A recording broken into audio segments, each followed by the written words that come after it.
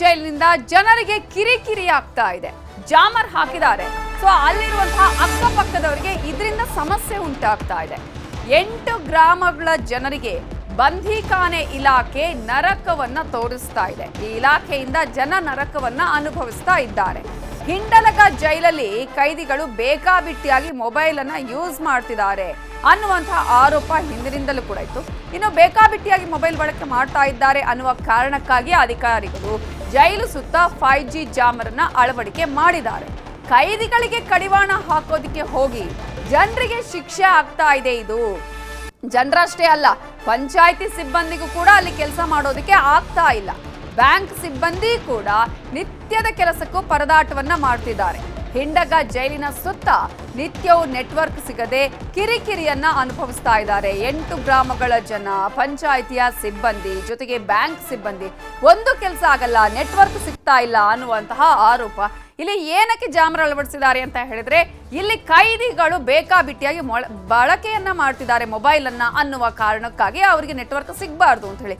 ಆದ್ರೆ ಅವರಿಗೆ ಅಲ್ಲಿ ಈ ರೀತಿಯಾದಂತಹ ಒಂದು ಕ್ರಮವನ್ನು ಕೈಗೊಳ್ಳೋದಕ್ಕೆ ಹೋಗಿ ಆ ಭಾಗದ ಜನರಿಗೆ, 8 ಗ್ರಾಮದ ಜನರಿಗೆ ನೆಟ್ವರ್ಕೇ ಸಿಗ್ತಾ ಇಲ್ಲ, ಕೆಲಸ ಕಾರ್ಯಗಳು ಆಗ್ತಾ ಇಲ್ಲ. ಪಂಚಾಯಿತಿಯ ಸಿಬ್ಬಂದಿ ಆಗಿರ್ಬೋದು, ಬ್ಯಾಂಕ್ ಸಿಬ್ಬಂದಿ ದಿನಾಲು ತೊಂದರೆಯನ್ನು ಅನುಭವಿಸ್ತಾ ಇದ್ದಾರೆ. ಸಿಬ್ಬಂದಿ ಮಾತ್ರ ಅಲ್ಲ, ಬ್ಯಾಂಕ್ಗೆ ಹೋಗಿ ಜನ ಏನಾದರೂ ಕೆಲಸ ಕಾರ್ಯಗಳಾಗಬೇಕು ಅಂದ್ರೆ ಅವರಿಗೂ ಕೂಡ ತೊಂದರೆ ಆಗ್ತಾ ಇದೆ. ಇದಕ್ಕೊಂದು ಕ್ರಮವನ್ನ ಕೈಗೊಳ್ಳಿ ಅನ್ನುವಂತಹ ಒಂದು ಆಗ್ರಹವನ್ನ ಈಗ ಮಾಡ್ತಾ ಇದ್ದಾರೆ ಗ್ರಾಮಸ್ಥರು. ನಮ್ಗೆ ಯಾಕೆ ಈ ಕಿರಿಕಿರಿ ಅನ್ನುವ ಪ್ರಶ್ನೆಯನ್ನ ಕೇಳ್ತಾ ಇದ್ದಾರೆ.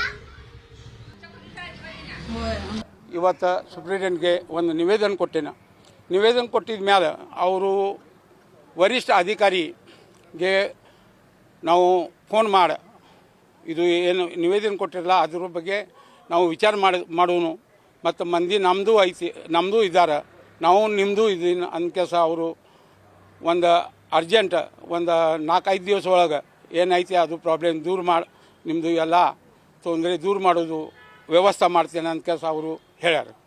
ಇಲ್ಲೇ ಜಾಮರ್ ಕುಣಿಸಿದ್ದಾರೆ ಇಲ್ಲೇ ನಮ್ದು ಹಿಂಡಲ್ಗ ಜೈಲ್ ಆಜುಬಾಜುಗೆಲ್ಲ. ಆಮೇಲೆ ಅದ್ರ ಜನರಿಂದ ಎಲ್ಲ ಜನಗಳಿಗೆ ಮತ್ತು ಬ್ಯಾಂಕಿಂಗ್ ಪ್ರಾಬ್ಲಮ್ ಮತ್ತು ಸ್ಕೂಲ್ದಾಗ ಹುಡುಗರಿಗೆ ಎಲ್ಲ ಇಂಟರ್ನೆಟ್ದು ಎಲ್ಲ ಪ್ರಾಬ್ಲಮ್ಸ್ ಬರ್ತಿದೆ. ಅದು ಮತ್ತು ಮೊಬೈಲ್ ಡೈಲಿ ಯೂಸ್ ಮಾಡೋದದ ಒಂದು ಇದನ್ನಿದೆ ಎಲ್ಲ ಜನಗಳಿಗೆ. ಅದು ಮೊಬೈಲ್ ಪ್ರಾಬ್ಲಮ್ ಭಾಳ ಬರ್ತಿದೆ, ಅದಕ್ಕೆ ಎಲ್ಲರ ಜನಗಳು ಎಲ್ಲ ಇದನ್ನು ಪ್ರಾಬ್ಲಮ್ಸ್ ಆಗ್ತಿದೆ. ಅದು ಮತ್ತು ಪಂಚಾಯತ್ದಿಂದ ನಮ್ದು ವರ್ಕಿಂಗ್ ಎಲ್ಲ ನೆಟ್ ಮೇಲೆ ಇದೆ. ಅದು ಪಂಚಾಯತ್ದಿಂದ ಕೆಲಸನೂ ಆಗ್ತಿದ್ದಿಲ್ಲ, ಅದಕ್ಕೂ ಜನಗಳಿಗೆ ಭಾಳ ತೊಂದರೆ ಬರ್ತಿದೆ. ಅದಕ್ಕೂ ನಾವು ಇಲ್ಲೇ ಎಲ್ಲರೂ ನಮ್ಮ ಗ್ರಾಮ ಪಂಚಾಯತ್ ಸದಸ್ಯಗಳು, ನಮ್ಮ ವರಿಷ್ಠ ಪಂಚಾಯತ್ ಎಲ್ಲ ಮೆಂಬರ್ಸ್ಗಳು ಇಲ್ಲೇ ಬಂದಿದ್ದೇವೆ. ನಾವು ಜೈಲರ್ ಸಾಹೇಬ್ಗೆ ಅವ್ರಿಗೆ ನಿವೇದನೆ ಕೊಡಕ್ಕಂತೂ ಎಲ್ಲರೂ ಇಲ್ಲೇ ಕೂಡಿದ್ದೇವೆ. ಇದರ ಬಗ್ಗೆ ಇನ್ನಷ್ಟು ಡೀಟೇಲ್ಸ್ ಕೊಡೋದಕ್ಕೆ ನಮ್ಮ ರಿಪೋರ್ಟರ್ ಚಂದ್ರಕಾಂತ್ ಸುಗಂಧಿ ಈಗ ನೇರ ಸಂಪರ್ಕದಲ್ಲಿ ಜಾಯ್ನ್ ಆಗಿದ್ದಾರೆ. ಚಂದ್ರಕಾಂತ್ ಸುಗಂಧಿ, ಜೈಲಲ್ಲಿ ಖೈದಿಗಳು ಮೊಬೈಲ್ ಅನ್ನ ಬೇಕಾಬಿಟ್ಟಿ ಬಳಕೆ ಮಾಡ್ತಾರೆ. ಅವರು ಈಗ ಜಾಮರ್ ಹಾಕದಿದ್ರು ಅಲ್ಲಿ ಒಂದಷ್ಟು ಆ ರೀತಿಯ ಬಳಕೆಗಳು ಆಗ್ತಾ ಇದೆ ಅನ್ನೋದು ಈಗಾಗಲೇ ಸಾಕಷ್ಟು ಬಾರಿ ಅಲ್ಲಿ ಸಾಬೀತು ಕೂಡ ಆಗಿದೆ. ಇಂತಹ ಸಂದರ್ಭದಲ್ಲಿ ಈಗ ಜನರಿಗೂ ಕೂಡ ಸಮಸ್ಯೆ ಆಗ್ತಾ ಇದೆ. ಪರಿಹಾರ ಏನು? ಒಂದ್ ಕಡೆ ಅಲ್ಲಿ ಕೈದಿಗಳಿಗೆ ಆಗಿ ಈ ರೀತಿಯ ಕ್ರಮವನ್ನ ಕೈಗೊಂಡ್ರು ಕೂಡ ಜನರಿಗೆ ತೊಂದರೆ ಆಗ್ತಾ ಇರೋದ್ರಿಂದ ಏನು ಸಮಸ್ಯೆಗೆ ಪರಿಹಾರ ಹೇಗೆ? ಅಧಿಕಾರಿಗಳು ಇದ್ರ ಬಗ್ಗೆ ಏನು ಹೇಳ್ತಾರೆ?